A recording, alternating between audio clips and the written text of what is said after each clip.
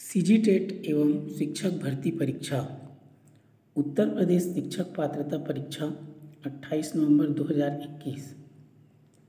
पर्यावरण अध्ययन, इसमें से 30 वस्तुनिष्ठ प्रश्न हैं। कक्षा पहली से पाँचवीं के शिक्षकों हेतु विस्तृत विश्लेषण एवं व्याख्या सहित। जितना ज़्यादा आप टेट के प्रश्नों को सॉल्व करेंगे उतना ही आप में परिपक्वता आएगी। आपको पता चलेगा कि किस प्रकार का प्रश्न आता है। इसलिए अधिक से अधिक जितना भी टेट है, UP TET, MP TET, Bihar TET, Jharkhand TET, इन सभी टेट के प्रश्नों का अध्ययन करें।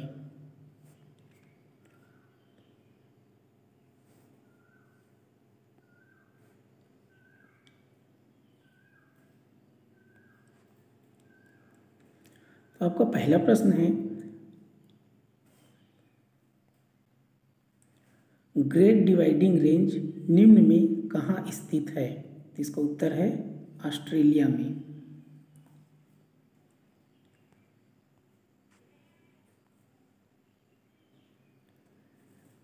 ग्रेट डिवाइडिंग रेंज ऑस्ट्रेलिया के पूर्वी तट पर स्थित ऑस्ट्रेलिया की सबसे बड़ी एवं सबसे प्रमुख पर्वतमाला है।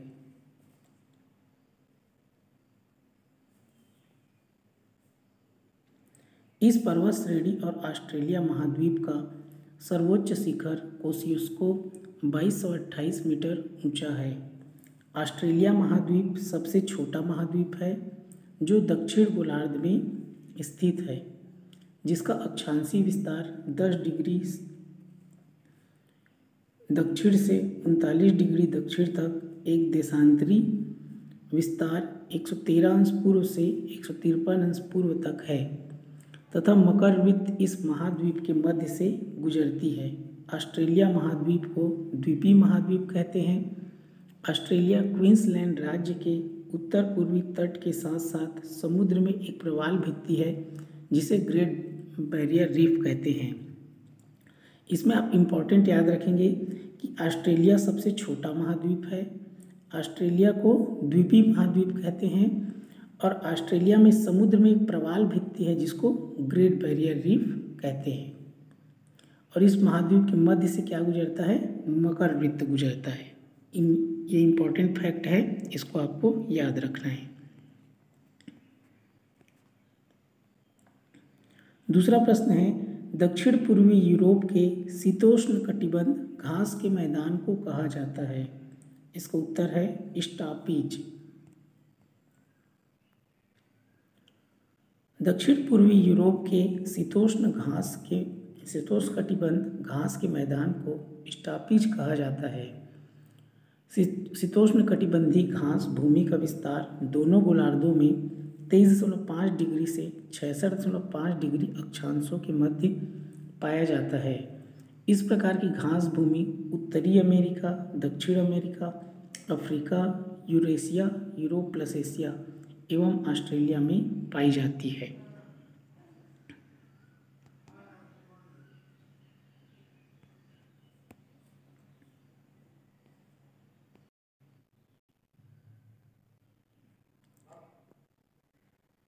दक्षिण अमेरिका की सबसे ऊंची चोटी निम्न में से कौन है? तो इसको याद रखेंगे, जैसे अमेरिका अ से अमेरिका होता है तो अ से अकांकागुआ, तो इसका उत्तर होगा माउंट अकांकागुआ।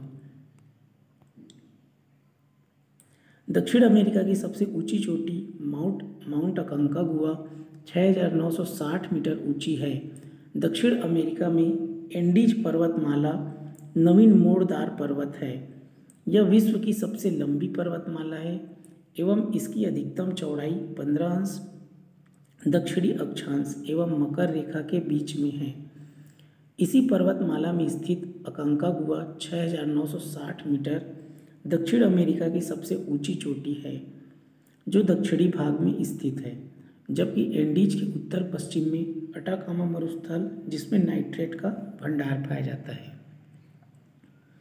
इसमें आपको इम्पोर्टेंट है, याद रखेंगे, जो ये आपका माउंट अकांकागुआ है ये कौन से पर्वतमाला में है? एंडीज पर्वतमाला में है। और जो एंडीज पर्वतमाला है विश्व की सबसे लंबी पर्वतमाला है।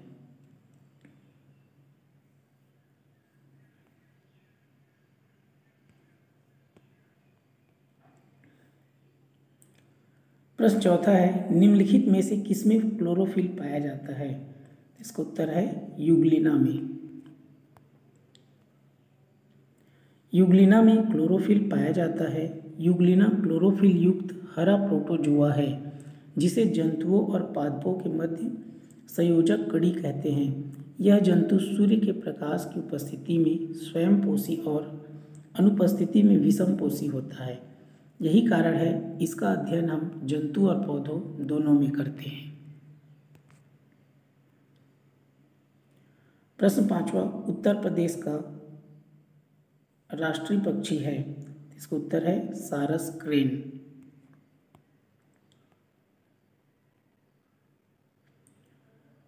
उत्तर प्रदेश का राष्ट्रीय पक्षी सारस क्रेन है, जबकि मोर भारत का राष्ट्रीय पक्षी है।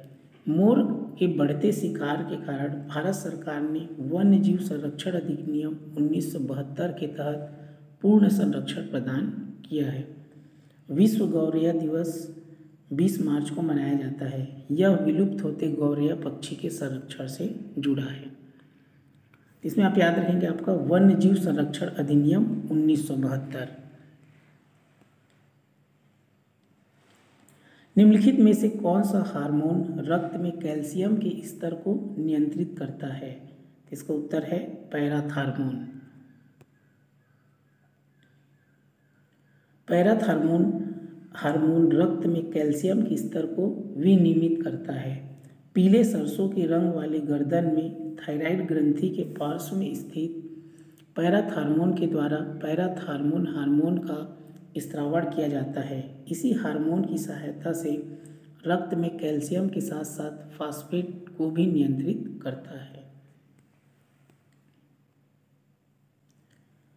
प्रश्न सातवां, ओजोन परत की मोटाई मापी जाती है? इसका उत्तर है डॉप्सन इकाई में। ओजोन परत की मोटाई डॉप्सन इकाई में मापी जाती है। ओजोन परत समताप मंडल के निचले भाग में 15 से 35 किलोमीटर की ऊंचाई पर पाई जाती है। इस परत की अधिकतम ऊंचाई 50 किलोमीटर तक है। ओजोन का परत के रूप में 15 से 35 किलोमीटर तक ही है। ओजोन परत सूर्य से निकलने वाले विनाशकारी रेडिएशन से पृथ्वी पर जीवन की सुरक्षा करती है, इसलिए इसे पृथ्वी का सुरक्षा कवच कहते हैं। ओजोन ऑक्सीजन के 3 परमाणुओं से युक्त एक अणु है जिसका रंग नीला होता है। इसमें इंपॉर्टेंट आप याद रखेंगे कि जो ओजोन परत है वो कौन से मंडल में पाया जाता है? समताप मंडल में पाया जाता है। और जो ओजोन परत है हमको किससे, जो सूर्य से निकलता है रेडिएशन पराबैंगनी किरण से क्या करता है, हमारी रक्षा करता है, इसलिए इसको पृथ्वी का सुरक्षा कवच कहते हैं।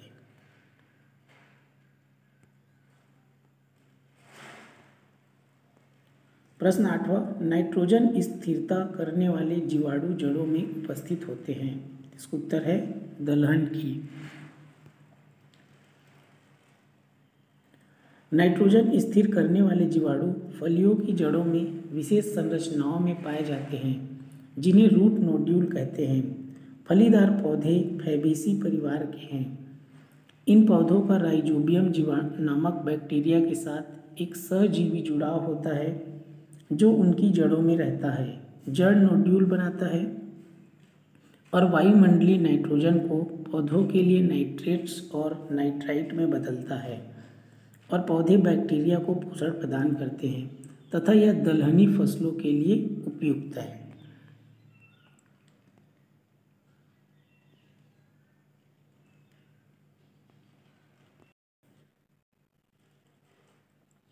प्रश्न 9, निम्नलिखित में से कौन सा खाने योग्य कवक है?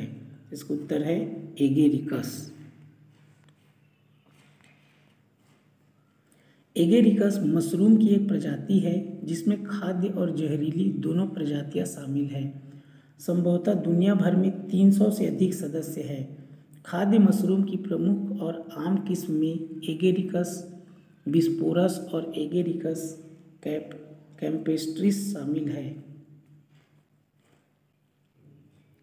प्रश्न 10वां है, मैंग्रोव पौधे पाए जाते हैं? इसका उत्तर है सुंदरवन में। मैंग्रोव पौधे सुंदरवन में पाए जाते हैं। मैंग्रोव ऐसे वृक्ष होते हैं जो खारे पानी या अर्ध खारे पानी में पाए जाते हैं। यह अक्सर ऐसे तटीय क्षेत्रों में पाए जाते हैं जहाँ कोई नदी किसी सागर में बह रही होती है, जिससे जल मीठे पानी और खारे पानी का मिश्रण होता है। भारत में मैंग्रोव वन अंडमान व निकोबार द्वीप समूह व पश्चिम बंगाल के सुंदरवन डेल्टा में अत्यधिक विकसित है। इसके अलावा ये महानदी, गोदावरी, कृष्णा नदियों के डेल्टाई भाग में पाए जाते हैं। इन वनों में बढ़ते अतिक्रमण के कारण इसका संरक्षण आवश्यक हो गया है।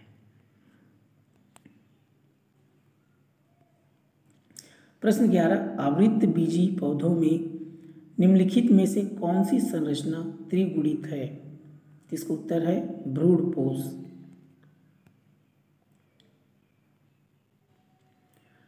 आवृतबीजी पौधों में त्रिगुणित भ्रूणपोष की संरचना होती है। ऐसे पौधे जिनके बीज आवरण से ढके होते हैं उन्हें आवृतबीजी पौधे कहते हैं। जैसे आम। भ्रूणपोष का विकास भ्रूण विकास के रूप में बढ़ता है। बीज के परिपक्व होने से पहले भ्रूणपोष पूरी तरह से विकासशील भ्रूण जैसे उपभोग कर लिया जाता है। अंतिम परिणाम बीज होता है, रूप में वर्णित किया जाता है। मटर, मूंगफली, सेम आदि द्वारा आवृत बीजों में लैंगिक जनन का इसको प्रायः एक निषेचित बीजांड के रूप में वर्णित किया जाता है। अगला प्रश्न है, निम्नलिखित में से किस कुल में भित्ति लग्न बीजांडन्यास पाया जाता है? इसका उत्तर है ब्रेसिकेसी।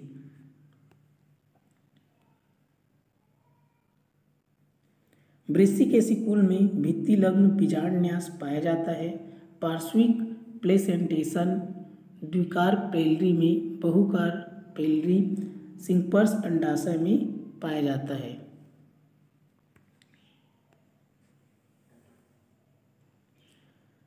अनाक्षी श्वसन का अंतिम उत्पाद होता है। तीन चारों में से इसका कोई भी उत्तर नहीं लिया गया है।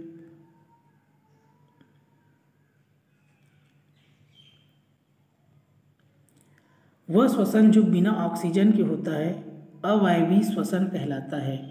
जैसे सूक्ष्म जीव ग्लूकोज को इथेनॉल, कार्बन डाइऑक्साइड में तोड़ते हैं और ऊर्जा छोड़ते हैं। इसलिए अवायवीय श्वसन की पूरी प्रक्रिया कोशिकाओं के कोशिका द्रव्य में होता है। जंतुओं में जब ग्लूकोज अणु अवायवीय श्वसन में टूट जाते हैं तो पाइरूवेट कोशिकाओं में रहता है। लैक्टिक एसिड को बाद में पानी और CO2 में ऑक्सीकृत करने की आवश्यकता होती है। नोट, कुछ स्रोत में ग्लूकोज एथिल एल्कोहल दोनों माना गया है और आयोग द्वारा यह पेपर निरस्त किया गया है तथा आंसर की जारी नहीं किया गया है। तो इसका उत्तर आपका होगा ग्लूकोज और एथिल एल्कोहल दोनों को माना है, ये वाला।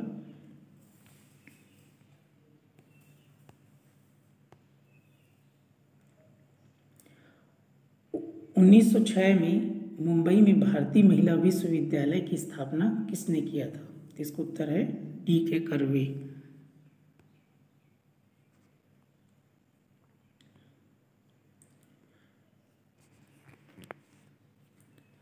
इसमें आप याद रखेंगे इंडियन नेशनल कॉन्फ्रेंस की स्थापना 1887 में M.G. रानाडे ने की थी।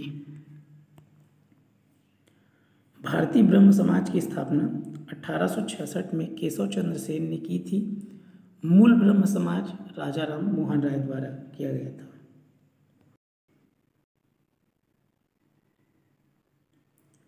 पुरी की प्रसिद्ध रथ यात्रा संबंधित है। इसका उत्तर है भगवान जगन्नाथ से। पुरी की प्रसिद्ध रथ यात्रा भगवान जगन्नाथ से संबंधित है। उड़ीसा का जगन्नाथपुरी धाम भारत में ही नहीं बल्कि विश्व भर में प्रसिद्ध है। यह माना जाता है कि यात्रा के दौरान भगवान जगन्नाथ का विशाल रथ खींचना उनके भक्तों का सौभाग्य होता है। उत्कल प्रदेश के प्रधान देवता श्री जगन्नाथ जी ही माने जाते हैं। यहाँ वैष्णव धर्म की मान्यता है। राधा और कृष्ण की युगल मूर्ति के प्रतीक स्वयं जगन्नाथ जी है। इस प्रतीक के रूप में श्री जगन्नाथ से संपूर्ण जगत का उद्भव हुआ।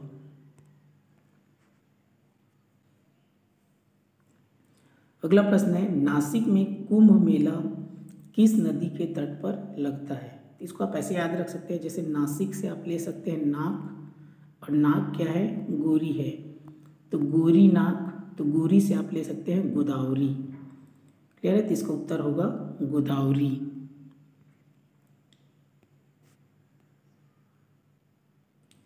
नासिक में कुंभ मेला का आयोजन गोदावरी नदी के तट पर होता है।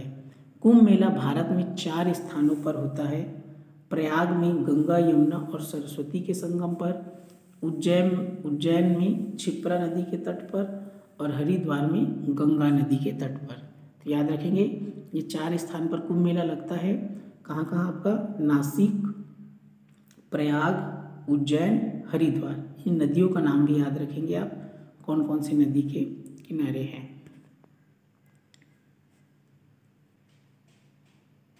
जैसे ये हरिद्वार आप याद रख सकते हैं, हर हर गंगे ऐसा बोलते हैं, तो हर हर से हरि और गंगे से गंगा नदी। प्रयाग का तो पता ही है, गंगा, यमुना, सरस्वती।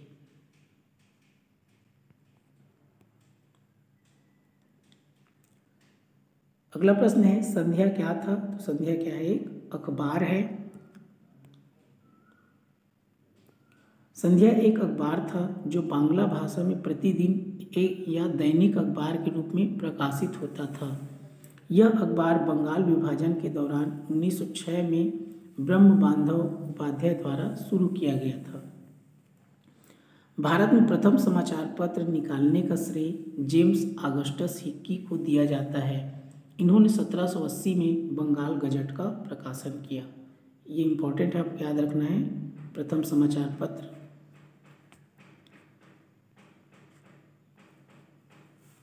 अगला प्रश्न है, उत्तर प्रदेश राज्य विधान परिषद में कुल सदस्य संख्या कितनी है? इसका है 100 सदस्य।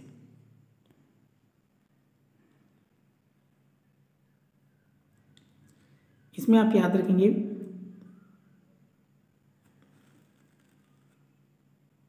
किसी राज्य में विधान परिषद की स्थापना और समाप्ति का प्रावधान अनुच्छेद 169 में दिया गया है। विधान परिषद राज्य विधानमंडल का उच्च सदन है। वर्तमान में केवल 6 राज्यों उत्तर प्रदेश, कर्नाटक, महाराष्ट्र, बिहार, आंध्र प्रदेश, तेलंगाना में विधान परिषद विद्यमान है। विधान परिषद का सदस्य बनने के लिए न्यूनतम आयु 30 वर्ष है। ये आपको याद रखना है, जो इसका सदस्य बनने के लिए कितना वर्ष चाहिए? 30 वर्ष। भारतीय ध्वज संहिता कब से प्रभावी हुई? इसका उत्तर है 26 जनवरी 2002।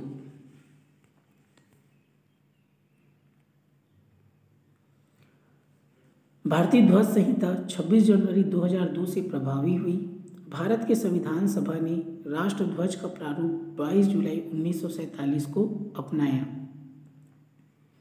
राष्ट्रीय ध्वज को संविधान सभा में हंस मेहता ने भेंट किया। भारतीय ध्वज संहिता 2002 के अनुसार सभी भारतीय नागरिकों एवं निजी संस्थाओं आदि को भी राष्ट्रीय ध्वज प्रदर्शन का अधिकार है। इसमें याद रखेंगे, प्रसिद्ध झंडा गीत झंडा ऊंचा रहे हमारा की रचना श्यामलाल गुप्ता ने की।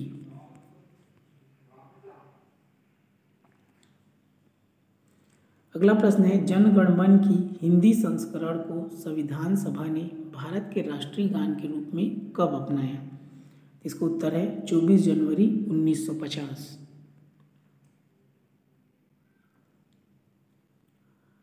राष्ट्रगान रविन्द्रनाथ ठाकुर द्वारा मूल रूप में बांग्ला में रचित जन गण मन के हिंदी संस्करण को संविधान सभा ने 24 जनवरी 1950 को भारत का राष्ट्रगान स्वीकार किया। इसके गायन का समय 52 सेकेंड है तथा संक्षिप्त अवधि 20 सेकेंड में गाया जाता है। यह सर्वप्रथम 27 दिसंबर 1911 ईस्वी में भारतीय राष्ट्रीय कांग्रेस के कोलकाता अधिवेशन अध्यक्ष पंडित विशन नारायण दत्त में किया गया।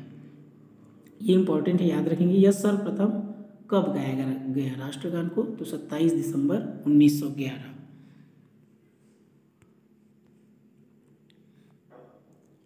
अगला प्रश्न है, 17वीं लोकसभा के अध्यक्ष का नाम है? इसका उत्तर है ओम बिरला।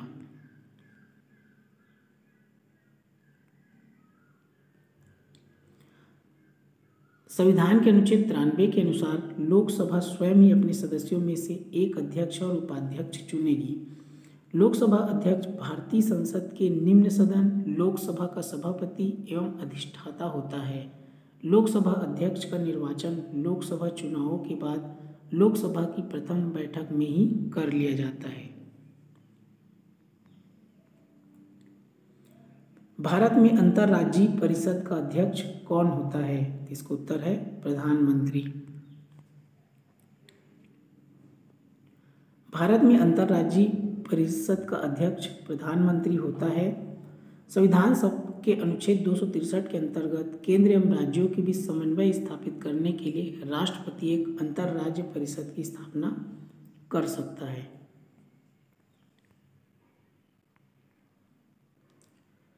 निम्नलिखित में से किसे अपने कर्तव्यों के पालन के लिए भारत के राज्य क्षेत्र के सभी न्यायालयों में सुनवाई का अधिकार होगा? इसका उत्तर है भारत का महान्यायवादी।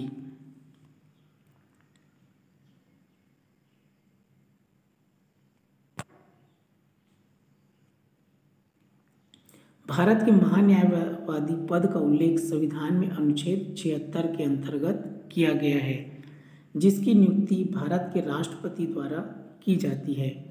जो व्यक्ति सुप्रीम कोर्ट के न्यायाधीश बनने की योग्यता रखता है, भारत का महान्यायवादी भारत सरकार का मुख्य कानूनी सलाहकार तथा भारतीय उच्चतम न्यायालय में सरकार का प्रमुख वकील होता है।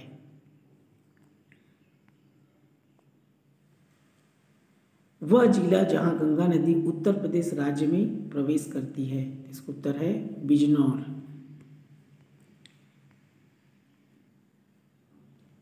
गंगा नदी उत्तर प्रदेश के बिजनौर जिला में सर्वप्रथम प्रवेश करती है। गंगा नदी उत्तराखंड के उत्तरकाशी में स्थित गंगोत्री ग्लेशियर के गोमुख नामक स्थान से जाह्नवी के नाम से निकलती है, जिसे ग्लेशियर के बाद भागीरथी के नाम से जाना जाता है तथा आगे चलकर देवप्रयाग में भागीरथी अलकनंदा से मिलती है और फिर उसके बाद यह गंगा के रूप में जानी जाती है।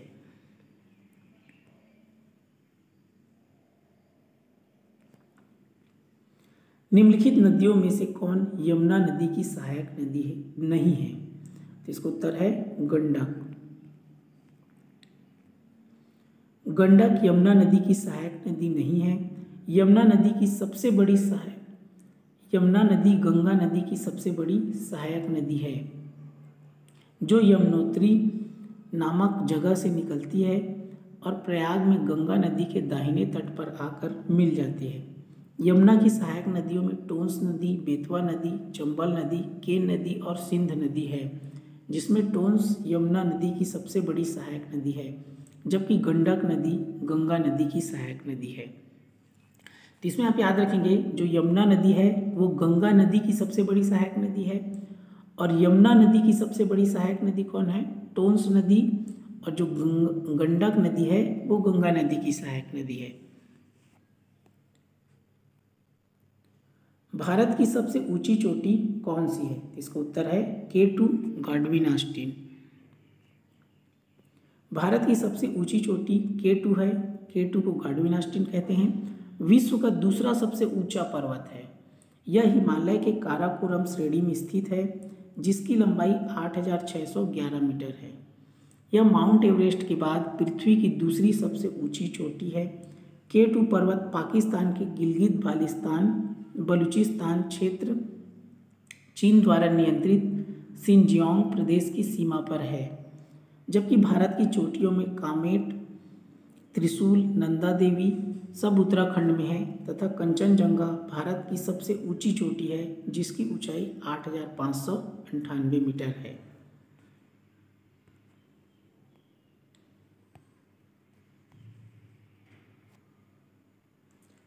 वह पठार जो ऑस्ट्रेलिया में स्थित है, तो उसका उत्तर है किम्बरले। किम्बरले पठार ऑस्ट्रेलिया में स्थित है। किम्बरले पठार, जिसे किम्बरले भी कहा जाता है, यह उत्तरी पश्चिमी ऑस्ट्रेलिया का एक पठारी क्षेत्र है, जबकि किम्बरले दक्षिण अफ्रीका के उत्तरी केप प्रांत की राजधानी है। किम्बरले ऐतिहासिक रूप से हीरे की खनन के लिए प्रसिद्ध है। उत्तर प्रदेश का वह जिला जो बुंदेलखंड पठार का भाग नहीं है, तो इसका उत्तर है मिर्जापुर।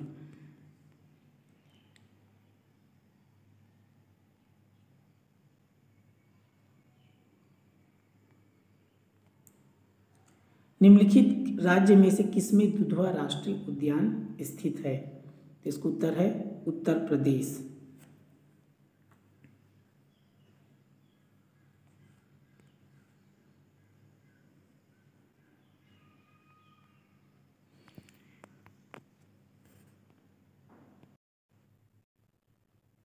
इसको आप इस प्रकार याद कर सकते हैं, दूध हम पीते हैं तो गले से उतर जाता है, दूध को पीते हैं मुंह से तो कहाँ उतरता है, गले से होकर नीचे उतरता है, तो उतरता है मतलब क्या हो जाएगा, उत्तर, तो उत्तर प्रदेश।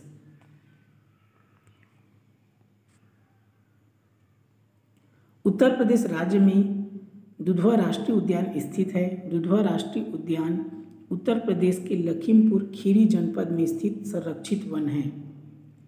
यह भारत और नेपाल की सीमाओं से लगे विशाल वन क्षेत्र में फैला है। यह उत्तर प्रदेश का सबसे बड़ा एवं समृद्ध जैव विविधता वाला क्षेत्र है।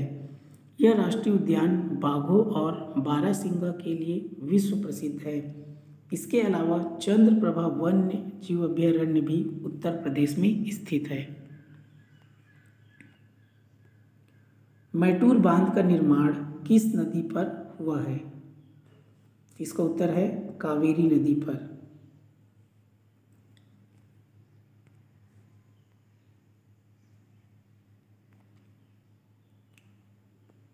मैटूर बांध का निर्माण कावेरी नदी पर हुआ है। मैटूर बांध भारत के बड़े बांधों में से एक है। यह तमिलनाडु में है और कावेरी नदी पर है, जहाँ पर नदी समतल पर प्रवेश करती है। इसकी कुल लंबाई 1700 मीटर है। कावेरी नदी का उद्गम कर्नाटक के कोडगु जिले के ब्रह्मगिरी की पहाड़ियों से हुआ है। बंगाल की खाड़ी में गिरने से पूर्व यह तमिलनाडु के तंजावुर जिले के समीप एक समकोणिक डेल्टा का निर्माण करती है। तो ये रहा आज का 30 वस्तुनिष्ठ प्रश्न विस्तृत विश्लेषण एवं व्याख्या सहित। अगले वीडियो में भी इसी प्रकार अन्य राज्यों के टेट का प्रश्न आपको इसी प्रकार विस्तृत विश्लेषण एवं व्याख्या सहित मिलेगा। निश्चित रूप से आप इन प्रश्नों का अध्ययन करेंगे तो आपको सीजी टेट में एवं शिक्षक भर्ती के लिए पर्यावरण में आपके बहुत अच्छे अंक आएंगे।